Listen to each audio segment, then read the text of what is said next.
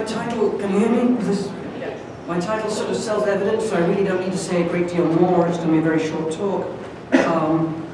Really, my job is to give you some context for this statement, that we're seeing evidence of lake trout recruitment, and tell you what we're going to do next about this. So it's a glimpse. It's a very relatively short piece of data that gives us a great deal of hope.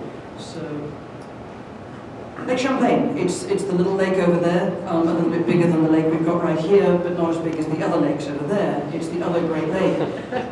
This is a lake that was commercially fished in the 1800s, including lake trout, with shoreline seines. They never did develop an open lake fishery except for a little bit of trap netting. So there wasn't a lot of commercial fishing pressure, and it was closed in the early 1900s. So, interestingly, despite that, lake trout disappeared from the lake by 1900. The last of them was seen in 1900. We're not sure why. It boggles my mind a little to conceive that a shoreline fishery for them by a few farmers doing something in the off-season could wipe out a lake trout population. So it's not clear what the cause was. However, starting in 1970s, they began the state of Vermont and New York began stocking lake trout. They stocked from a variety of strains. The majority of the stocking was the Finger Lake strains, particularly Seneca, Adirondack strains, Lake Superior strains, and a few others. The key here is that every fish that stocks in the lake is fin-clipped. So that's our way of not only estimating age, there's a 5-year rotation, so you can get an approximate idea how old they are, but more importantly, we know exactly which ones are stocked and which ones are not, because we can look for the unclipped fish. Now, in the early days of doing clip assessments, the data were not quite as good as they were later, and I'll show you in a minute. Fin clipping was new to the hatcheries back in the 70s, and assessing for fin clips was a little new. In 2000, I started with a graduate student looking to see whether there might be any evidence of natural reproduction and or recruitment of this species. So we began an extensive dive series and looking for shoreline substrate that might indicate there were good spawning sites. See, we surveyed 14 different sites. Of those, we found 8 that looked like excellent spawning habitat. So there was really no lack of abundance of potential for an area for them to spawn. The state does adult surveys. They go out to 2 of the spawning sites in fall. They used to do electroshocking. They now do trap netting and basically assess them for lamprey wounds, but they also assess them for unclipped rays. Make a very important point here. There is no juvenile assessment done for lake trout recruitment in Lake Champlain. So the first sign we have that there are wild recruits in the population is by the time they reach these spawning areas, that is to say, they reach adulthood, and so we don't see them until they're at least minimally 6 years old, probably 7 or 8 or 9 years old. So there's a long delay between any potential that there is an actual recruitment until we actually see them in a population we can assess. So if we look at the evidence from those fall spawning assessments, what we see is a varying proportion of the adults that are unclipped. Now, that red line I've drawn in there is what we normally consider, at least in the Great Lakes, to be the error rate.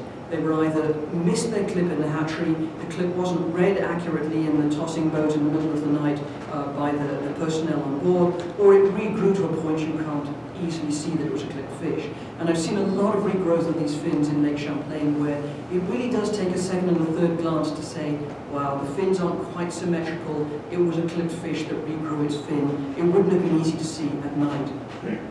So if we look back, by the way, that dotted line, I don't have all of the data, the exact data from the most recent years, but it's around 3 to 4%. Excuse me, it's around 2 to 3% at best, and quite often it's about 1%. So we're below the error rate in most years, meaning there isn't wild recruitment into the population.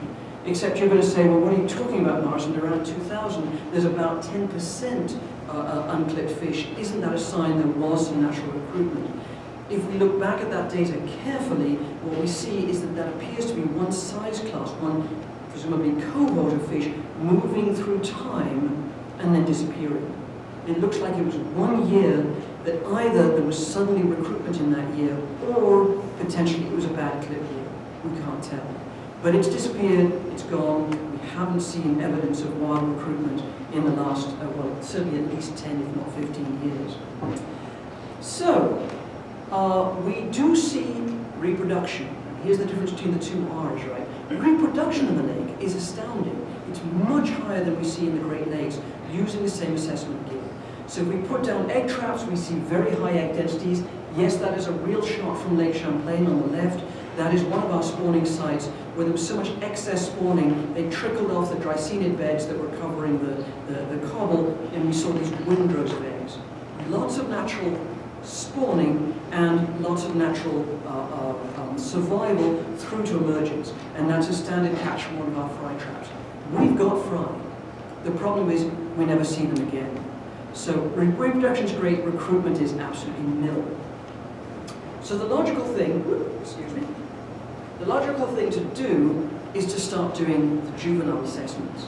Now, I've worked on the lake for almost 20 years now, and periodically we go out and we run trawls for classes or for some other project, and so every time we run a bottom trawl, we look at it carefully and look for juveniles, any kind of juvenile. On average, in a year, over a dozen or more trawls for whatever incidental purposes, we might see 6 to a dozen juveniles of any kind. And in fact, of course, they're all clipped. So finding juveniles has been difficult in the first place, so it makes juvenile assessment difficult. Until we got the ace in the hole, which is Steve Clewitt. And some of you here know Steve Clewitt from Lake Ontario. He was a captain doing juvenile surveys on Lake Ontario for about 15 years before he went out to Long Island Sound. And he came to Lake Champlain about 3 years ago, and he's an absolutely amazing captain, as those of you who know, who've worked with him.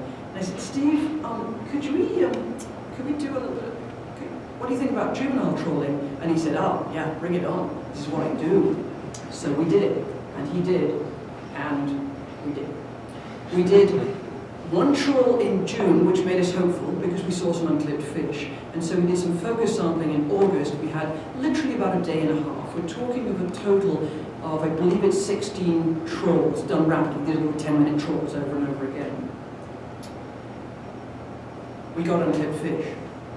We not only got unclipped fish, but as you can see here, we got unclipped fish of a variety of length classes. And if we were any doubt about whether, okay, you know, again, these are the error fish, the fish that somehow got missed in the hatchery, we also got unclipped young of the year. They're stocked at 1 year old. So these fish have to be natural recruits because they're way smaller than any fish that got stocked. So we do the little happy dance on the deck. We caught a total of, just the small ones, relatively small, smaller than 400, we caught a total of 426, of which 28% are unclipped. That's a lot. Now remember, we haven't really looked prior to now because we haven't had the ability to get that trawl on the bottom where these fish are. It was Steve's skill at modifying the trawl that got us these fish. So, these are the data, length frequency data. You're all fisheries professionals, you can see what I'm seeing. I'm seeing 3 very clear peaks in length. That says to me we've got 3 year classes that we haven't been picking up because we haven't been doing it. We've got young of year, we've got 1 year olds, we've got 2 year olds. So this isn't just a little flash in the pan, or there just happen to be a few young of year, they're growing up, they're living. So it looks like it might be the tip of the iceberg. Let's compare that with the clipped fish we got in those same trawls. Adipose clipped fish, these are age 1 fish, and we see something that's not surprising. Can we do this? All right. These are 1 year old fish stocked. These are 1 year old fish wild. No surprise, the stocked fish are larger than their wild cohort because they get grown up bigger in the hatchery. Same thing, the yellow, a little hard to see in this room. An interesting spread of the stocked 2 year olds. I'm not sure that one way out on the left is a real one. I don't know why it's so tiny. There must have been something wrong with it. But again, those 2 year olds are longer than the wild cohort of 2 year olds. Again, no surprise, they grow them up bigger in the hatchery. Well, that's encouraging. So, as Eric Palmer said to me when he saw this, he's our fish chief, it's like, why now? To which the answer is, I haven't the foggiest notion, maybe it just took patience. But we have to look at why now. There are 3 possibilities that might hurt recruitment. Disease, predation, starvation. We don't have any new diseases that we know of in Lake Champlain. VHS never really manifested itself. Predation, well again, nothing's changed recently. We've had ale mice since 2003, so if they were going to do damage on predation, they're still doing it, right? They're still eating. So we haven't had a reduction as far as we know in predators. If anything, we've had an increase in potential fry predators. What about starvation? Has anything changed in the food web that might have changed, allowed these guys to have more food at the point when they need it to allow them to recruit? Well, we haven't had any major changes, but let's at least look at the diet. So again, we're dealing with just brand new data, small sample size, just over 250 fish. We started looking at stomach analysis. And again, this is brand new data. I got it about a week ago from my text. These are the stocked fish that came into those trawls by their year class. So the dark is age 1, the lightest is age 3. They've got a fairly varied diet. They're eating mysis, no surprise, that's what they should be eating when they're small. They're eating sculpin, they're eating smelt, and maybe a smattering of other things. Same colour scheme, but we also have young of year. We add the wild fish. Quite different. The wild young of years, which we don't see, of course, in the hatchery, we've mostly got them eating mysis. It dominates their diet. No surprise, this is what Bronte saw in Lake Superior diets. It's a readily available, rich food resource where those little guys are when they head down into deep water to eat. Interestingly, though, they don't, there's a few smelt in their diet as they get a little bit older. They're not eating sculpins. We're not seeing sculpins in their diet yet. They're very highly mysis-oriented. Mysis has gone through some substantial changes in Lake Champlain, but curiously, it's in the reverse direction. Very abundant in the 70s, they dropped down to almost nothing more recently. Is it possible that mysis are actually making a comeback and we're not quite seeing it in samples yet? There's no clear evidence of it, but that would certainly be a smoking gun to say, we were stocking fish for which, when they spawned, there was no food for their emergent fry. No wonder they didn't make it. Now somehow they're finding mysis.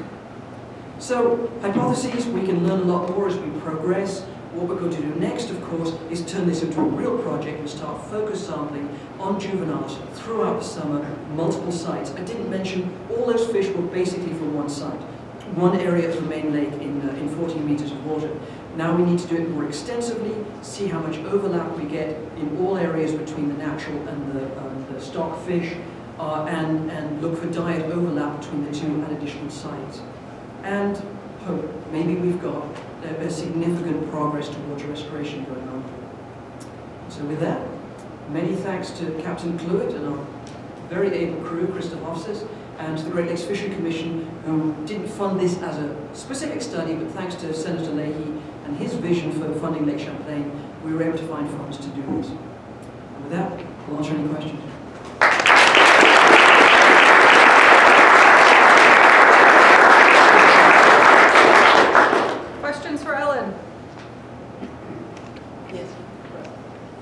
So we've been stocking various strains in the lake, and now something's starting to work. Are we contemplating any genetic studies to find out if one of the strains is working, or whether we're just getting sort of a mashup of these various strains in terms of, or assessing on the spawning grounds? So you're saying I should do my thesis all over again? That's what I did my PhD on. The yes and the no of this is that over the years, what they've been doing in the hatchery is taking the feral adults, exactly what they should be doing. Feral adults are evidence that they survived well, taking the gametes from them and stocking them back. Okay. So what we've got in the lake now is an admixture of the strains that survived well in the early days. And these days, all of the stocking is really focused on this Champlain strain, which turns out to be largely Seneca, based on who they brought up from the lake. And a little bit of the other strains. So if we wanted to do the mixed stock analysis of who was parents, it's gone. We're already in the second, third, fourth generation, unfortunately. Helen, is there any evidence that there could be some competition that's truncating off those wild fish as well? Because it's pretty striking that the one-year-old fish overlapped where the wild fish left off in terms of them being truncated. So is there any thought about maybe stopping stocking for a few years to maybe understand, or stocking on alternate years? Bill, that's a heretical statement, don't you know that? It seems to have worked everywhere else, right? So the question is there competition between the hatchery and the wild? First, one would sort of expect that to probably be most severe at the earlier life stages.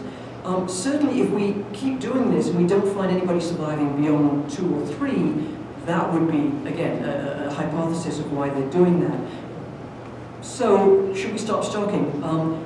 I would argue we should wait a little bit, but certainly in Superior, when they stopped stocking after they saw wild recruitment, it took off.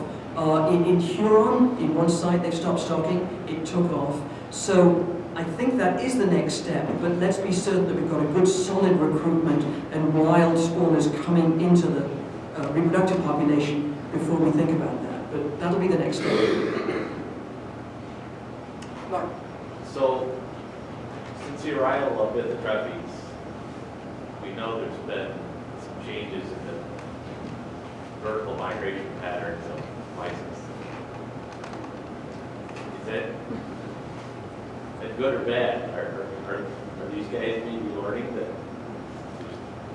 there's mice that are in a different place than they used to be? Or? If it's changing the distribution of mice that makes them available to lake trout, bring on the Bethotrophes. I mean, they work. Yeah. Could be. It's an interesting hypothesis. I like that. That there's paper coming out on the change in the distribution. From Tim? Mark LeMay, works with you. Yes. The classic argument has always been that hatchery fish, regardless of what salmonid or whatever when you stock, always tends to be bigger, that they want to put bigger fish up. Rather than just backing off on stocking, make the argument to it, you would save money and you might be having a better environmental impact by just don't make the fish so big that you stock. Because you're also, backing away on the growth potential that the smaller fish have. It is an excellent argument for doing something that I think we've talked about for a long time, which is actually reduce that competition by reducing the growth rate. I think it must anguish a hatchery manager to say, what do you mean, hold them back? Yes, that would be a great recommendation for hatchery culture. We could probably get them close to the size that they are in the wild if we just slow them down.